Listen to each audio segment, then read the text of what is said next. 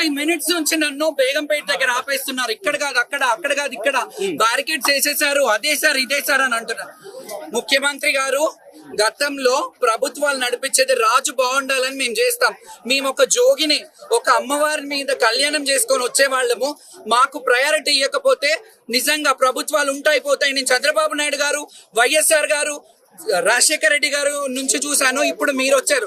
వస్తున్నాయి పోతుంటాయి కానీ మేము మాత్రం శాశ్వతం. అంటే మా ఊపిరి ఉన్నంత వరకు, మేము శాశ్వతం అనట్లేదు కానీ మా ఊపిరి ఉన్నంత వరకు ఈ సేవ, ఈ అమ్మవారిని ఇలా అలంకరించుకొని, ఈ రోజుకి 32 ఏళ్ళు నేను అమ్మవారిని కళ్యాణం చేసుకుని, కళ్యాణం అయిపోయింది, నేను ఇక్కడికి వచ్చా. ఏంటండి మీరు చేస్తున్నది?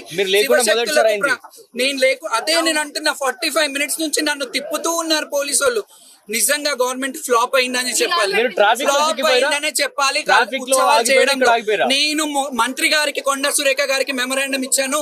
మీరు కమిటీ వేయండి, శివశక్తుల కమిటీ అన్న వేయండి అని అంటే మిమ్మల్ని కమిటీలో తీసుకుని ఏమంటారో ఏమో అని అంటారు. మంత్రి గారు వచ్చి ఒక కమిటీ వేయమని అడిగినప్పుడు వీలైతే వేయాలి, లేకపోతే అట్లీస్ట్ మా నీడ్స్ ఏంటో చూడాలి.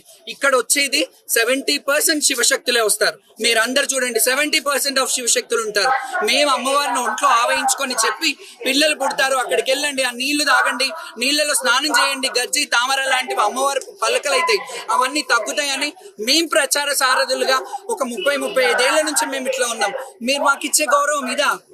పోలీసు వాళ్ళే, ట్రాఫిక్ లేనే లేదు, వీడియోస్ కూడా ఉన్నాయి. పోలీసు వాళ్ళు ఇక్కడ కాదు, మాకు ఇక్కడ లేదు, మీరు అటు వెళ్ళాలి, అటంటే అటు వచ్చాం, అటంటే అక్కడ ఆపేశారు, మళ్ళీ ఇటు వచ్చారు. తిరుగుతూనే ఉన్నాను. 45 మినిట్స్ నుంచి కళ్యాణం అయిపోయిందని తెలిసింది. బాధ అనిపిస్తుంది. ప్రతిసారి నేను గొడవ పడడమే అనిపిస్తుంది.